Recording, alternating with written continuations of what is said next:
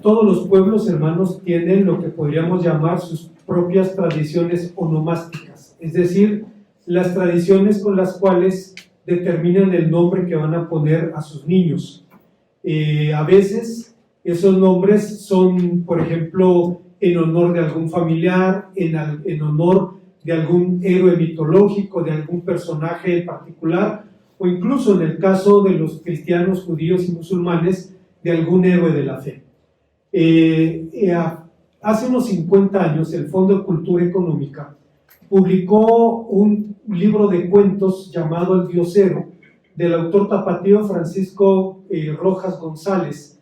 Un librito muy interesante. Si usted tiene interés en el tema, puede descargar el PDF de forma gratuita y es una joya, vale la pena leer ese libro.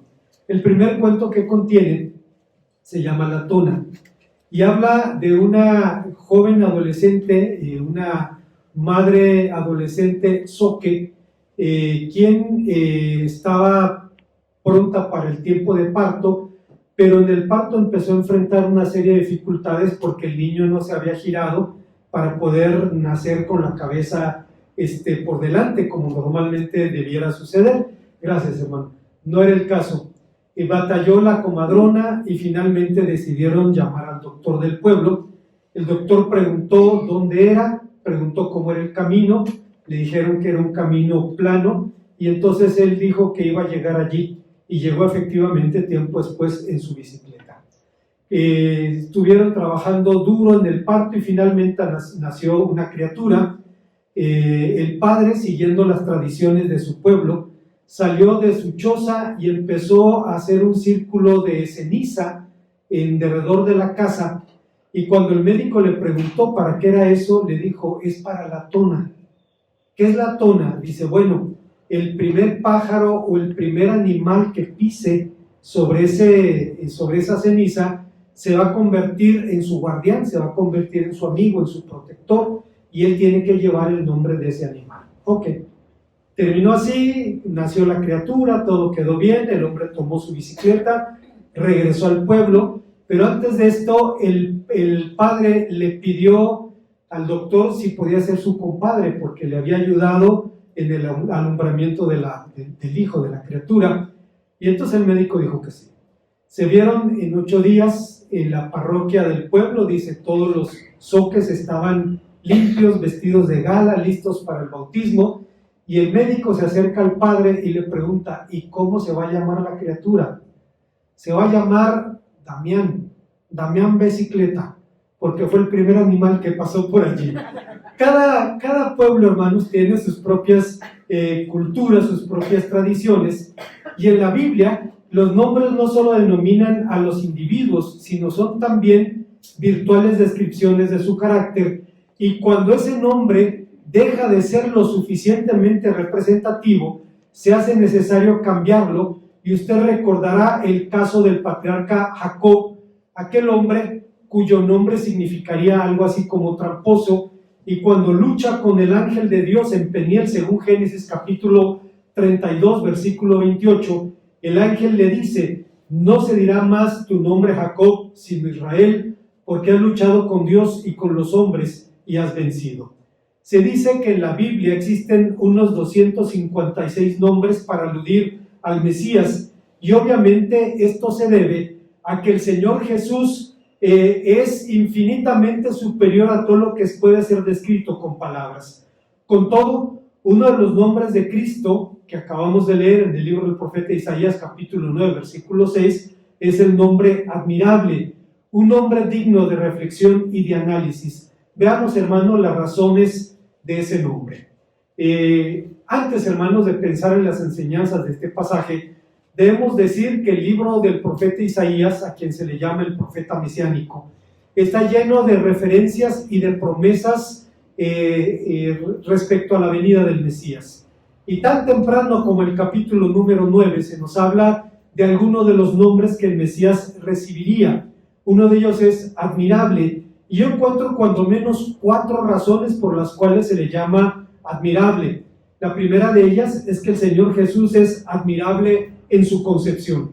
La palabra admirable, la palabra hebrea pele, que significa maravilloso, prodigioso o milagroso, califica algo portentoso o digno de asombro.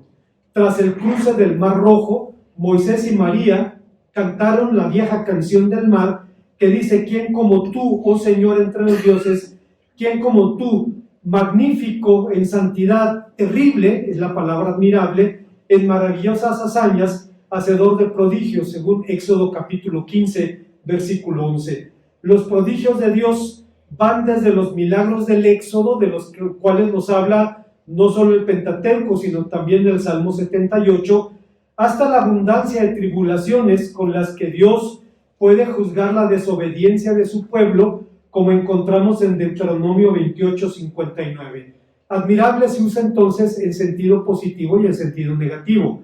Admirable en el sentido positivo cuando se expresa asombro por alguna maravilla o asombro también por la dureza del juicio de Dios.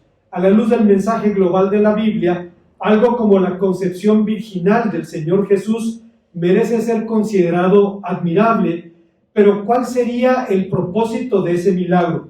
Se puede responder a esa pregunta desde cuando menos dos puntos de vista. Primero, uno doctrinal y el otro vivencial. Desde el punto de vista doctrinal, algunos pensadores han afirmado que la concepción virginal del Señor Jesús fue el método por el cual el Señor eludió el pecado original, la depravación humana, en la persona y en la vida de su Hijo. Sin embargo, es claramente cuestionable establecer una relación de causa y efecto entre la concepción virginal y la impecabilidad del Señor Jesús, porque tal propuesta se basa en la idea de que la naturaleza caída se transmite a través del contacto sexual, cosa que la Biblia no enseña. En la tradición católica es claro. En la tradición católica es claro que el Señor Jesús nació impecable porque María era impecable, según su propia tradición. Difícilmente podemos sostener eso a la luz de la Biblia cuando la propia Madre del Señor le declara su Salvador. Y los que necesitamos Salvador somos los pecadores. Aparte de cuestiones gramaticales de las cuales no vamos a hablar, que encontramos concretamente en el Evangelio según San Lucas. Dios había santificado el matrimonio antes de la caída del huerto.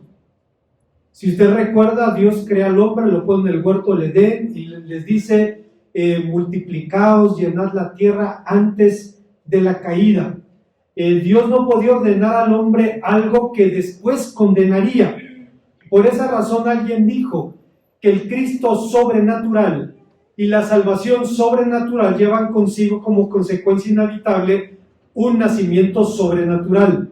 Como alguien dijo, si Cristo hubiera sido hijo de José y de María por generación ordinaria, hubiera sido una persona ordinaria, un pecador incapaz de salvarse a él mismo, mucho menos incapaz de salvar a la humanidad.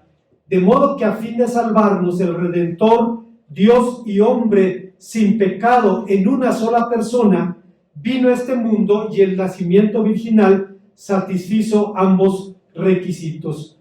Pero desde el punto de vista vivencial, el valor de la encarnación radica, por un lado, en la identificación y el otro en la trascendencia. Como hombre, Cristo se identifica con nosotros, comparte nuestras cargas, experimenta nuestras vivencias, pero como Dios provee un remedio divino a los males humanos. El Señor fue tentado como todos los mortales, en una experiencia intensa y real, porque si el Señor tendría que vencer al enemigo, tenía que enfrentarlo y enfrentar al pecado personalmente. Hace unos años, hermanos, el doctor Deron Cobel, pastor en aquel tiempo de la iglesia Red House en Richmond, me hizo un comentario que me desconcertó mucho. Estábamos hablando de varias cosas y de pronto me dijo: en Estados Unidos tenemos la convicción de que mientras se mantenga la migración mexicana en la Unión Americana, el Islam no tendrá posibilidades de prosperar. Me desconcertó mucho. ¿qué es lo que me está diciendo? No le pregunté, lamentablemente, pero empecé a preguntarles a personas pues que saben de estas cosas y me dieron algunas respuestas. Algunos me dijeron que como herederos de la reconquista española, los hispanos, culturalmente cristianos, somos casi inmunes al Islam. Otros, que la migración mexicana limita la posibilidad de la migración islámica a ese país, o al menos limita las posibilidades de influencia de la población afroamericana, que es históricamente más proclive al Islam que los hispanos, y ocupando a los hispanos esos lugares de influencia, es más difícil que puedan hacerlo los afroamericanos en el terreno económico, político, social, etc. Lo cierto, hermanos, es que la civilización española es una civilización post-islámica.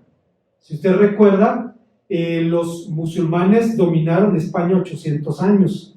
Ahora en el Mundial, cuando Marruecos le ganó a España, me acordé, ¿qué de raro hay? España fue colonia de Marruecos 800 años. No hay nada de raro en esto, ¿no? Que pudieran, después de esos 800 años, pudieron quebrantar el yugo y conjurar la posibilidad de que el Islam sobreviviera en España.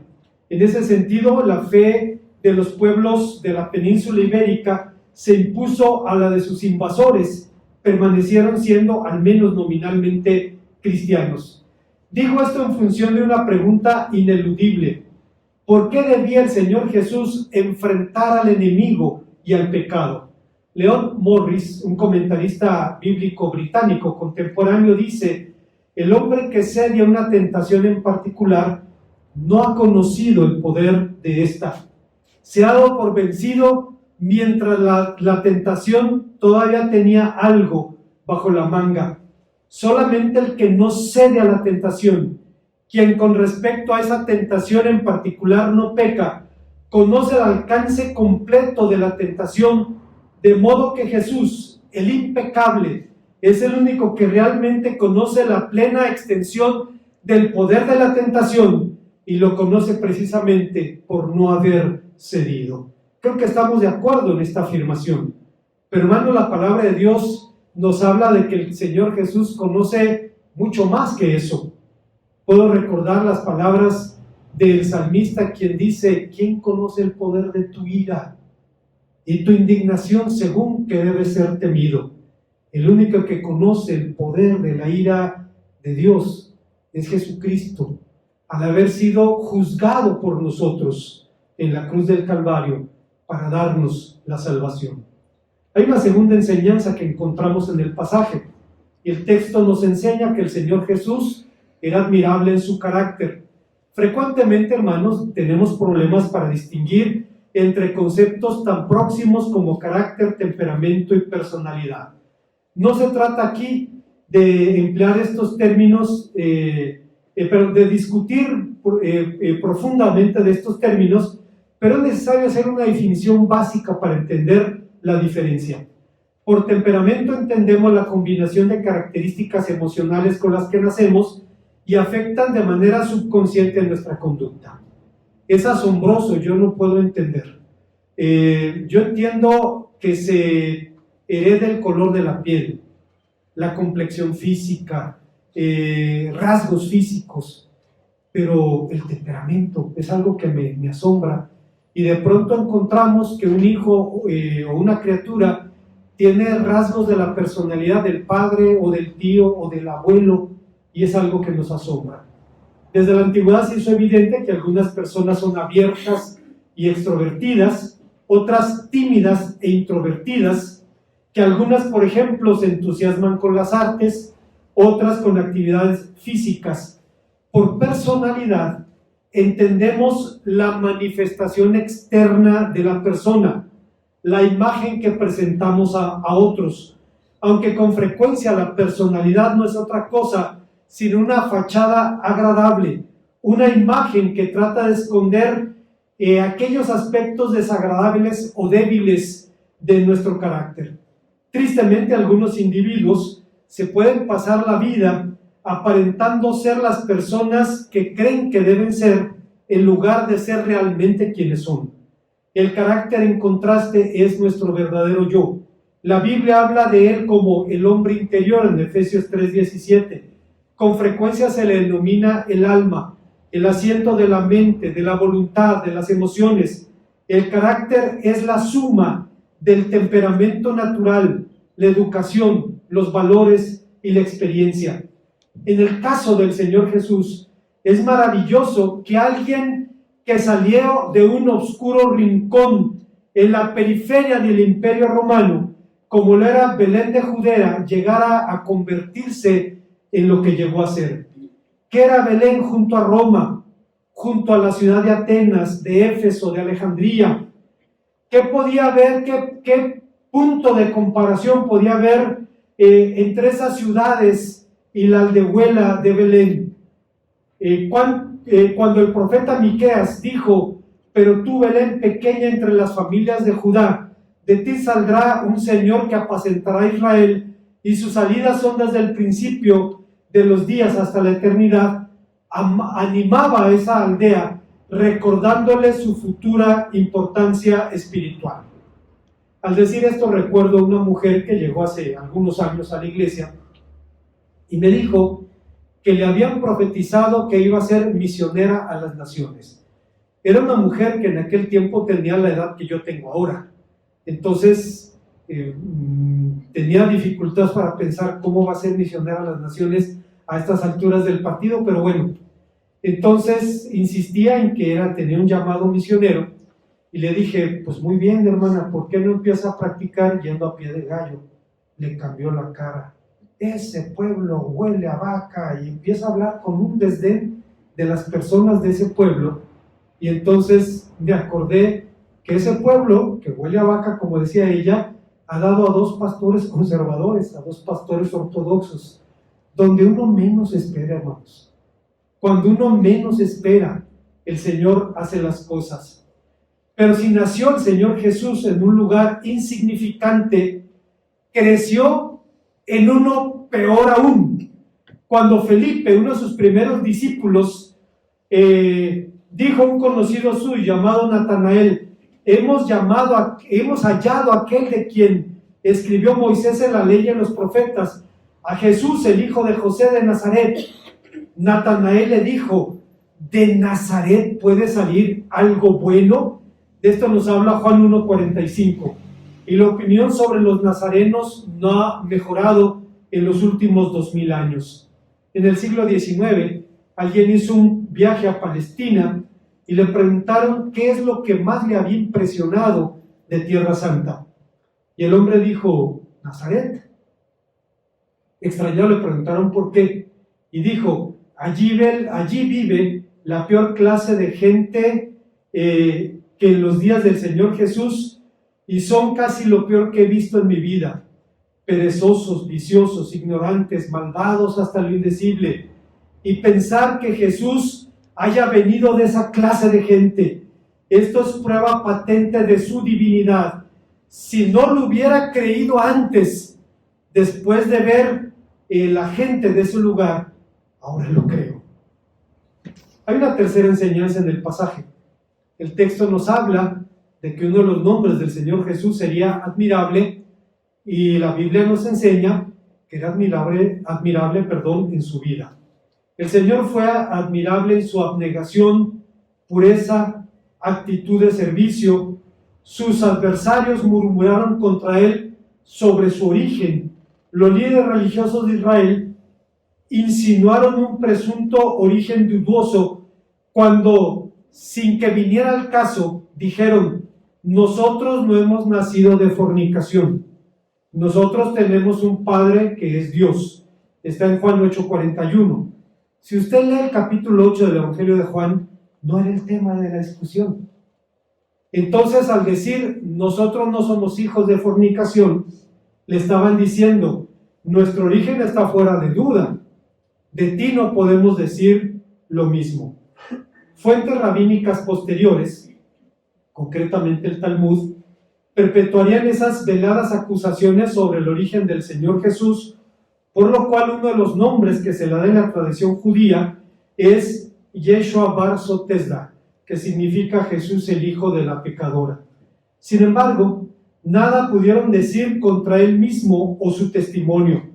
Cuando el Señor Jesús dijo, yo y el Padre somos una misma cosa, lo que significa que eran uno en propósito, en acción, en poder, sus adversarios intentaron apedrearlo.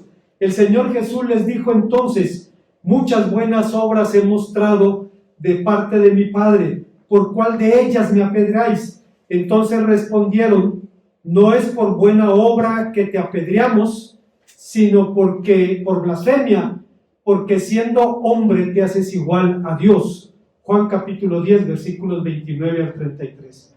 El Señor Jesús fue admirable en su servicio porque lo hizo la razón de su vida, la razón de su venida. Al decir, el Hijo del Hombre no vino para ser servido, sino para servir y dar su vida en rescate por muchos, estaba reiterando esto.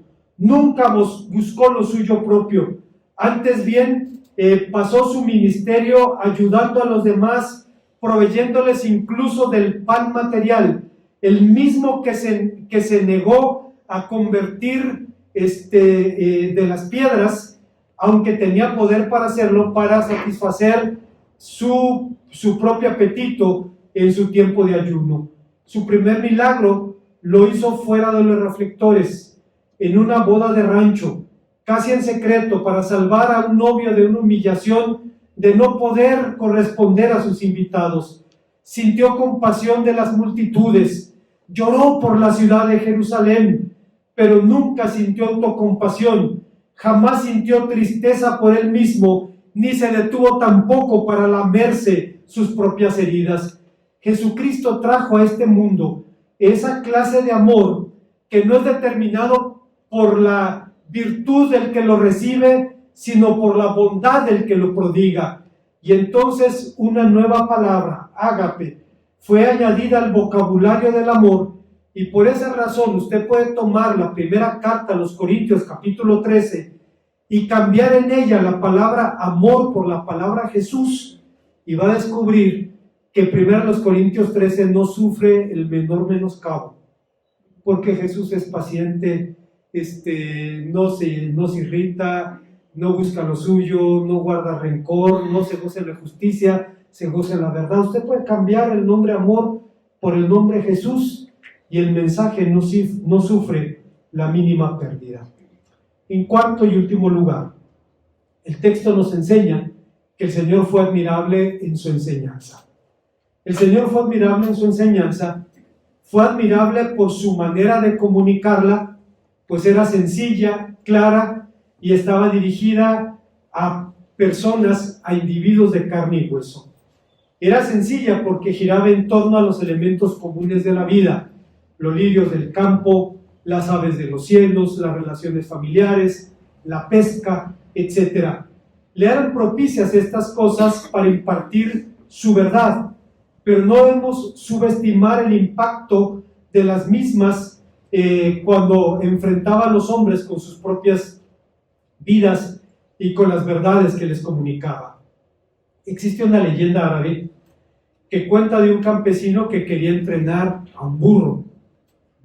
Dicen que los burros no son animales muy inteligentes. No estoy totalmente de acuerdo con eso porque muestran aptitudes sorprendentes. Hay lugares donde, por ejemplo, se puede soltar un rebaño de ovejas y un burro con ellas y no va a haber depredador que pueda atacar a los animales porque los burros son ferozmente territoriales. El hombre quería entrenar a su burro, tomó un garrote, lo escondió detrás de sí, se acercó al burro esperando que se descuidara y cuando el burro estaba comiendo su hierba, el hombre toma el garrote y le pega un garrotazo en la cabeza y le dice: burro, pon atención porque te voy a enseñar. Hermanos, ese era el método de Jesucristo. Rabí, sabemos que has venido de Dios como maestro porque nadie puede hacer las cosas que tú haces si no está Dios con él. Si no naces de nuevo, no puedes ver el reino de Dios. ¿Cómo puede un hombre nacer siendo viejo? Y empieza, hermanos, Nicodemo a hacer preguntas, y el Señor lo tenía donde lo quería. Usaba sus palabras de una manera poderosa, apoderándose de la imaginación, de la mente de las personas. Esta leyenda subraya la importancia de la motivación que existe en el proceso de enseñanza-aprendizaje, pues un estímulo semejante, con un estímulo semejante, hasta un burro prestaría atención. En un sentido, el Señor hacía exactamente lo mismo con sus palabras. Producían tal impacto que para bien o para mal, se apoderaba de los intereses, los sentimientos y la voluntad de su auditorio.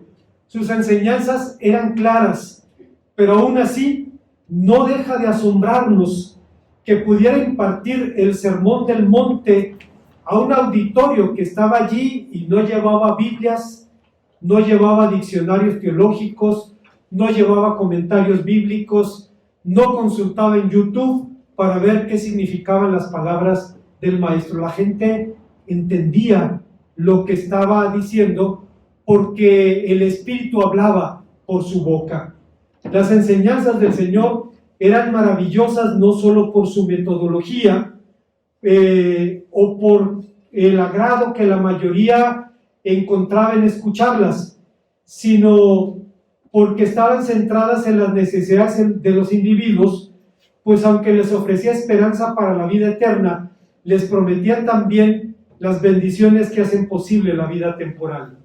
Bien se ha dicho que la Biblia es un libro sorprendentemente materialista, entre comillas. Un teólogo anglicano, William Temple, afirmaba que el cristianismo es la religión más materialista que jamás ha existido. Obviamente no está hablando de la teología de la prosperidad ni chifladuras de esas. Y lo decía porque el punto de vista cristiano es que la creación es buena. Además, le concede valor a la vida terrenal. Si usted recuerda, en la oración modelo nos enseña a pedir por el pan nuestro de cada día. Es importante para la vida. La vida es importante y de allí nuestra esperanza en la resurrección, y comparte el realismo profético de la esperanza de la redención de toda la creación.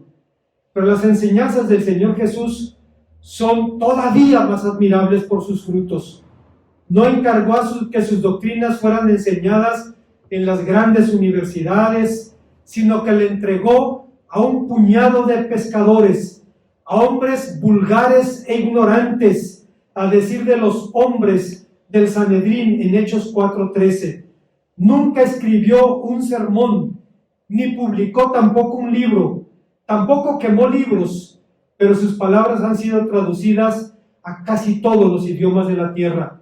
No escribió sus palabras en mármol o en bronce, y sin embargo han perdurado durante más de 20 siglos en el corazón y en la conciencia de su pueblo. Es admirable que alguien así, sin formación rabínica, apelando a las cosas más sencillas de la tierra, pudiera tener el poder de tocar las vidas y transformarlas. Lo he mencionado en otras ocasiones. Michael Green, un historiador británico, evangélico, cuenta en un libro que escribió que se llama Creo en el Espíritu Santo. Hay un PDF, creo, de él, lo puede descargar. Es una joya ese libro. Y Michael Green dice, habla de un joven hippie en los años 60 que estaba en una comuna en Marruecos.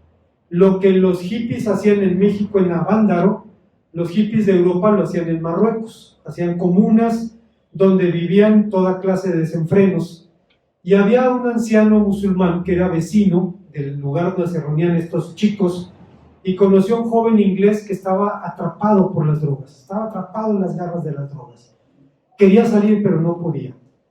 Y entonces el anciano tuvo compasión de él y le dijo: cuando un hombre tiene un problema, es suficiente con que ore a Alá, y Alá responderá a su petición.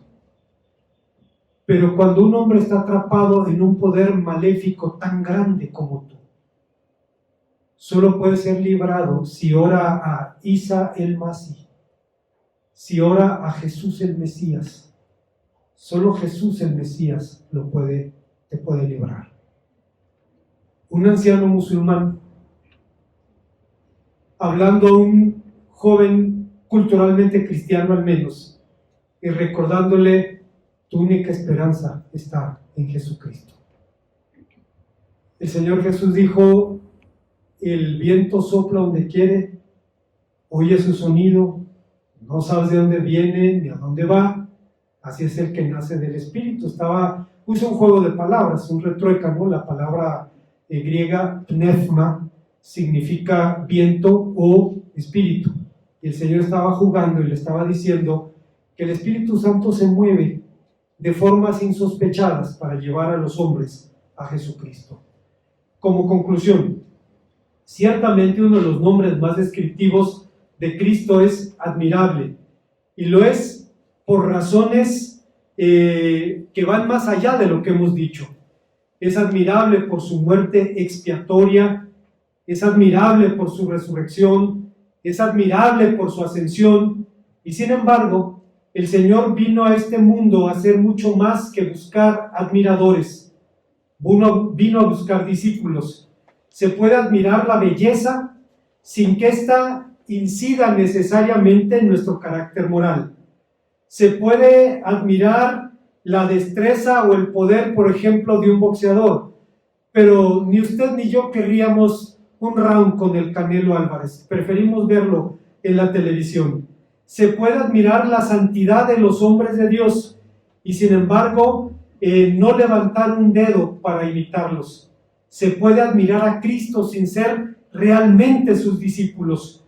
Los hombres del Sanedrín se maravillaron de los discípulos que, a pesar de sus limitaciones, dieron testimonio del Señor Jesús con semejante valor, y dice el texto que les reconocían que habían estado con el Señor, pero eso no cambió un ápice la actitud de su corazón. Dice el libro de los Hechos que cuando vieron a Pedro y a Juan hablando con denuedo, con valor, con arrojo, dice, reconocieron que habían estado con Jesús.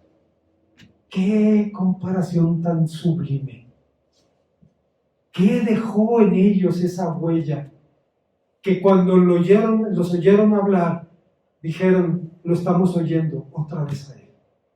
Pensaron que se habían deshecho de él y las cosas salieron muy mal. Por la condición de discípulos, pero la condición de discípulos ni siquiera se define por el conocimiento de esas enseñanzas o la identificación con el nombre cristiano. El carácter del verdadero discípulo se manifiesta en nuestra manera de vivir. El Maestro dijo, en esto conocerán todos que sois mis discípulos, si tuviereis amor los unos para con los otros. El carácter del discípulo se revela en la obediencia, en el servicio, en la imitación, en el seguimiento de Jesucristo, en una vida fructífera, tal como el Maestro dijo cuando afirmó en Juan 15:8, en esto es glorificado mi Padre, en que llevéis mucho fruto y seáis así mis discípulos. Una vez más, hermanos, cada cultura tiene sus propias tradiciones onomásticas, por las cuales se pone nombre a sus hijos o a sus descendientes. En el caso, hermanos, del pueblo judío, cuando un nombre no era suficiente para describir el carácter de la persona, bueno, se hacía necesario cambiarle de nombre. No es casualidad que el Mesías sea nombrado con 256 nombres, porque es mucho más de lo que una palabra o 256 puede describir. Oremos a nuestro Dios. Gracias, Padre, te damos por Cristo nuestro Salvador, porque se encarnó, Padre, para venir a este mundo, para mostrarnos tu amor, para adoptarnos como hijos tuyos, para incorporarnos a tu pueblo. Te bendecimos por esto, en Cristo Jesús. Amén.